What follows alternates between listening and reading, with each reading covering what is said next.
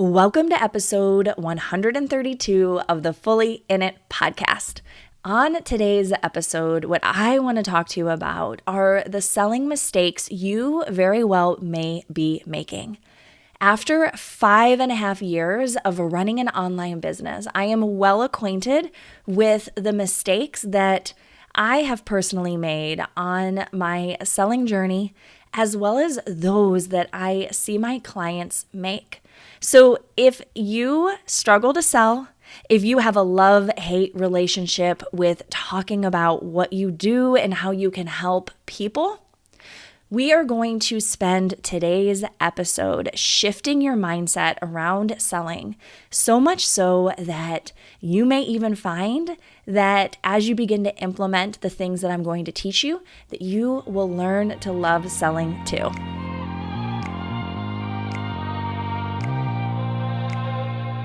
Welcome to Fully In It, a show for moms who are called to grow themselves while growing their families. Join me, Kate Saffel, a life and a business coach for moms, a homeschooling mama of 3, and a woman on a quest to show that our lives become even more meaningful when we remember why we are here and what truly matters most. This show is about going fully in it for you and the people you love by showing up powerfully in motherhood, entrepreneurship, in your home life, and for your family vision. Join me for weekly episodes that will inspire you to live intentionally and by your values, to slow down and truly be present to your family life, to make decisions that grow a profitable business without sacrificing anything in the process, and to become the kind of mom and woman you know you're meant to be in this lifetime. So when you look at your current selling strategy, do you see anything that feels like it could be off in your approach? Do you feel like you need to be selling more, selling in a different way? Or maybe it is just within you. Maybe you are feeling really weird about selling and you want to serve your people. You want to create value. You have a mission and an impact to make in the world. However, this whole concept of selling just feels yucky to you.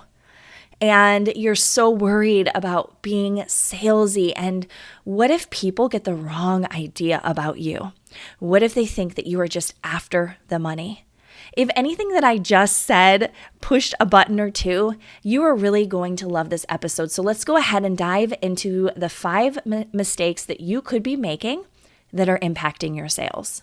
The first one is that you are staying in your comfort zone when it comes to social media or your email marketing. And you are being so incredibly informative and educational, and you're really nailing the whole giving value piece of having an online business. But you're playing safe because you are not telling them how to actually work with you. Or if you do, it is few and far between. And this has allowed you to feel like you're really making a difference. Because you are, but you are not getting compensated for all of the time and effort that you are putting in to market your business. And the reason why is that your marketing can only take you so far if you don't communicate very clearly and simply to your people exactly how it is that they can work with you. And if people feel like they have to go dig for information, they have to go through all of your links to just find the thing that they are looking for, they are less likely to sign up with you. And so consequently, this actually keeps them in the safety zone as well. And you are kind of friend zoned in your social media or your email marketing. They love you, they love learning from you, and they are not paying you. So it wasn't until I started selling on a near daily basis that I started to see the tide change. And people began to interact with me differently because they knew where I stood. They knew I was a coach, that I was here to help them, but that the best way to be helped by me was to actually pay for my services and work with me. The second mistake you may be making is not properly warming up your audience and surprising them with your selling. So let's talk about what this actually may look like. We recently had Black Friday. And if you're not familiar with this, this is a very interesting sales phenomenon that happens every year at the end of November, where everybody is going out of their minds, making offers, selling things, slashing prices, cutting deals. And sometimes what we see is that people will randomly throw offers out there to kind of see if anyone will bite. However, if you have not been consistently putting out content, you haven't been warming people up to the thing that you were planning to sell, then it is very likely that you heard crickets. And this is really because unless you have a highly engaged audience, most people need time to warm up to the idea of buying from you. So it is often said that people need to hear about a product or an offer 7 to 12 times before they're actually going to purchase it. But I would say that with the way social media is, we are all so distracted that it is probably significantly higher than that. It could be 50 times or more. And that shouldn't discourage you, but rather remind you that this is an attention game. So the more consistent that you are with mentioning your offers and doing it on a daily basis and talking about the same thing over and over again, your people will be warmed up to buy from you. But above all, when you have an idea of an offer that you want to sell, and let's say you're going to launch it a month from now, over the next month, you want to be talking about what comes with that offer in your marketing in a very soft selling kind of way. And what I mean by that is, like, let's say that you are a weight loss coach and you are going to be launching a group coaching offer 1 month from now. You would want to think about the key deliverables that they're going to be getting from that offer and the outcomes that they can expect. And then you would use those to shape your content for the next month. You would talk about the problems that are going to be solved without ever actually mentioning the offer. And what this does is it subtly warms up your people. It helps them recognize they have a problem that needs solving without you just suddenly showing up out of nowhere and being like, surprise, I have this thing. And it does sometimes work for some people to just throw offers out there and they get lots of sales. But again, that is not the norm. Let's talk about the third selling mistake you may be making. This is for my more seasoned online entrepreneurs, and that is the mistake of launching for way too long and losing steam. So a launch is just simply a period of time where you open doors to something, whether that's a product or a service, and then you have a set date that you close doors. And I remember when I was early on in my business, I really had a fear that I wouldn't be able to fill my group offers. So I would leave my doors open for like 2.5 months, which is way too long. And this was a way for me to just kind of reassure myself that I could fill all of those seats that I wanted to sell into. But what often happens, and I see this happen so frequently, especially for us mom entrepreneurs, is that holding the intensity of selling one thing in a launch for a long period of time can be incredibly draining. And then you start losing steam and you try to keep going, but your heart isn't there anymore. And then you're wondering, why is nobody buying? And again, this has happened to me many times, and it's why I favor shorter launches, maybe a month max. So I want you to just consider when you are planning out your launches and what it is that you're going to sell is how long can you hold the energy around that particular offer. Now, this does not apply to evergreen offers. For example, when I was just doing life coaching, private life coaching 1-to-1, I had that offer year round. which means I was making offers to it and I was selling to it every single week. The difference is that I wasn't trying to get in a certain number of people in a certain amount of time. It was more so I was building awareness. I was letting people know this is how I can help you. And when the time was right for them, they would sign up for coaching. So that was a much easier thing for me to hold energy-wise than when you are in a launch. The fourth mistake I can almost guarantee that you are making right now is that you are not talking about your offer enough. And again, this goes back to that point I mentioned earlier that you are worried, what will people think about you? And so you maybe mention a way that people can work with you like once a week, in an email here and there, maybe once a month. And then you tell yourself, well, nobody's buying and nobody wants it. And it fuels this cycle of feeling bad about yourself, feeling like you're not good enough. In reality, nobody knows what you're offering. Again, going back to that attention piece and people coming in and out of your community, they're catching just small glimpses. If you're not talking about your offers daily, you are less likely to see the sales that you want to see. So if this is you, you may want to ask yourself, why are you holding back? Why are you afraid to talk about ways people can purchase from you? And there are so many amazing examples on social media in the online world of selling in a very heart-centered way, selling with integrity, selling in a way that doesn't feel icky, but rather it feels almost like a love note in the form of making an offer. So this may require you kind of shifting how you think about what you do and how you help your people so that you feel compelled to talk about it nonstop. Because again, like if you have the solution that you know people are looking for, why would you not tell them about it?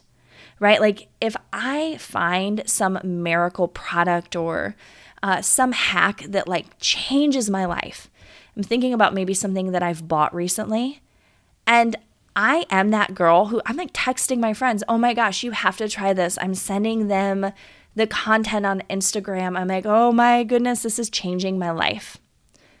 People want to know how to change their lives. They want to know how to feel better. They want life to be easier. They want to know ways to do things more simply. They want to find the shortcuts. They want to feel better. They want to feel happier. Whatever it is that your people want to feel. Could you get excited about sharing how what you offer is actually the solution? The final selling mistake that you may be making is that you are overthinking your content.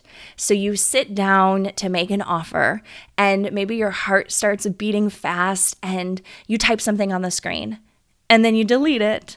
And you're like, oh, that wasn't good.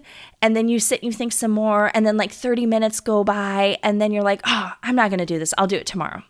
And then you wait and you wait before you actually make an offer again. When you are in a state of overthinking your content, you are putting too much value on what other people think of you. And you're trying to shift your messaging to match other people's expectations.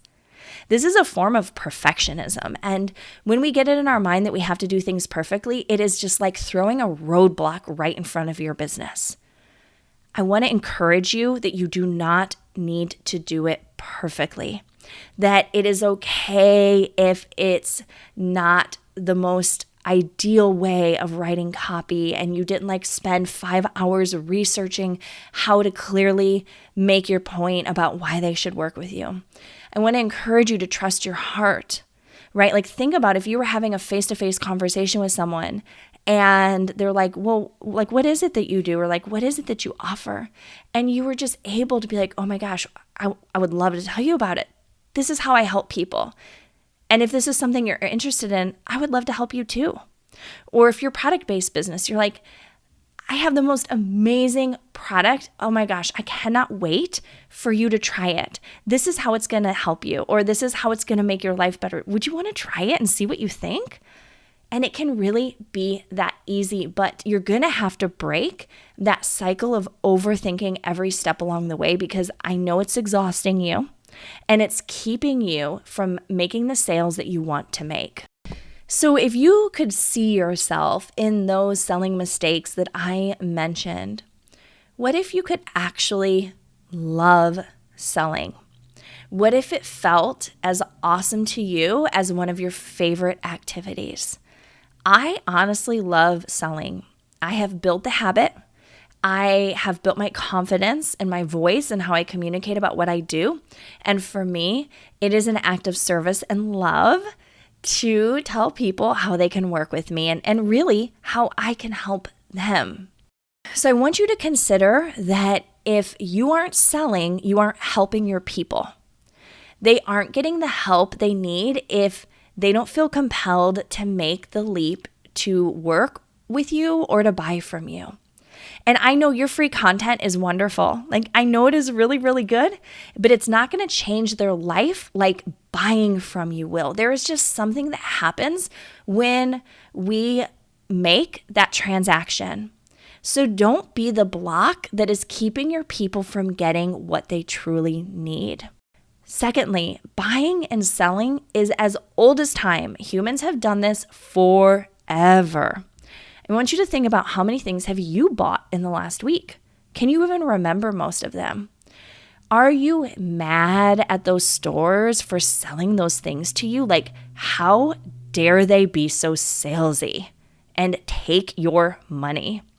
I'm joking here, right? But sometimes that's what goes through our mind when we think about making offers to people to tell them how they can purchase from them. We are so scared of what they're going to think of us. But if you aren't getting mad at Amazon for sending boxes of stuff to your door that you suddenly decided that you wanted, why would you assume that your people would be mad at you?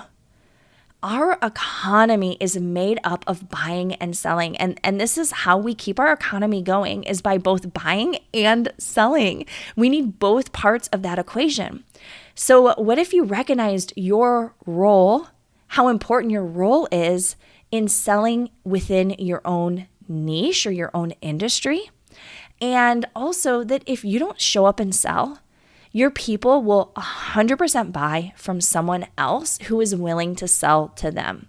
So the final thing I want you to think about is to stop putting selling on a pedestal as this big scary thing that you are just going to question yourself about over and over again. I want you to get to a place where selling daily or multiple times a week feels no different to you than posting your morning coffee. Which I do, right? Like, you'll see it on Instagram. I post a photo of my morning coffee. To me, posting that photo and like putting what I'm doing for the day is no different than following it up with another slide a little bit later that's like, hey, are you thinking about coaching with me? Here's how you can work with me. So selling is just another task in your business. No different than catching up on emails or posting a reel. People who make a lot of money in their businesses, they do so because they treat selling like it's just a normal thing and it's just not a big deal. I remember that I used to get really hung up on who was watching my Instagram stories. And I would really question myself like, ooh, so-and-so is going to see me put my offer and then they're going to look at my price and they're going to judge me and they're going to have opinions about me. And it was usually family members and friends from like high school and stuff like that. And the truth is I actually got over that because I remembered that this is my career. And if someone were to show up in someone else's workplace, right? So like the office or the store that they work at or the bank or whatever the place is that someone works at. If you were to go show up at that place, wouldn't you expect them to be doing the job that they were hired to do? Right? But when we think about social media, this is other people coming into your office. They're coming into your business and they don't have permission to have thoughts about how you are running your own business because it's not their business, right? And they can have feedback and all of that, but ultimately it is up to you how you want to see the way you do things. So that really put it into perspective for me, like when my husband's aunt is watching all of my stories and my brain wants to go, oh my gosh, what does she think of me? And I just remember, hey, this is my business. She's coming into my office and I'm just doing normal business stuff because this is what has helped me to be so incredibly successful. Now, I want to share my best sales tips from selling for the last 5.5 years. Are you ready? Okay, this is the most condensed, distilled version. And I want to tell you that if you actually start doing this right away and you commit to this, it will transform your business, but you have to be willing to commit. Here it is. You've got to build the habit of selling daily, either hard selling or soft selling. Hard selling means you are very clearly saying, this is how you can work with me. Soft selling is you're talking about an idea or a concept, and then you mention how you help people with it. That would be an example of soft selling, right? You're not like very distinctly saying, hey, work with me, but you are giving your people indicators of what that would feel like to work with you or to buy from you. You also want to always be selling something. Don't leave big gaps in your selling. Don't go 6 weeks without talking about an offer. Always be selling something because this actually trains your audience to expect you to talk about things. So it's not weird for them and it's not weird for you. It's just how they receive information from you. Additionally, set your price points for your products or offers at a price that feels like a no-brainer for you to talk about. We want to make it easy for you to get on Instagram stories or write that email and be like, you guys, this is the best thing ever. And like, you would be crazy to not jump into this because the price is just so insanely good. And only you are going to know what that price is for you. Then finally, this is my favorite one, and I hope you feel this from me when you are engaging with my content. When I am creating content, I will think of a person in my community that I just love so much, and I love all of you, just so you know, but I will hold someone's face in my mind as I am writing content or I'm selling, because it helps me to feel emotionally connected to that person. And I understand that that person is representative of my whole audience. So what works for one person will work for everybody. And I talk to just one person at a time. So when you watch me on stories, I'm going to say you are going to love this. If you struggle with this, if you dream of this, I don't talk to the plural. I talk to just one person at a time, and I'm very clear so that you can feel as emotionally connected to me as I feel making the offer to you. So if you listen to this episode and you're like, oh, I really need help with this because I am ready to make more profit in my business. I don't want to be wasting any more time. I don't want to be treating my business like a hobby, but I want to be doing this consistently so I can make the kind of money that changes my family's life. Then you absolutely want to come into Expand Mentoring Membership, which is my year-long group coaching container for mom entrepreneurs. The doors are currently closed. I know, it is super sad, but they will be reopening soon.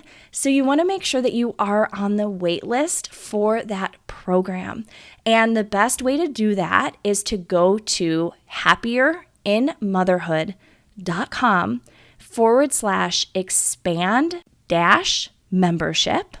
Or there is a link in your podcast player. If you look at the description of this episode, you're going to see a link there. Just click on it, enter your information, and then you will receive an email when doors open again. I hope that you loved this episode and that it helps you with your selling, because I want to see you making more offers, making more money in your business, and ultimately having a bigger impact in the world. I will see you next time.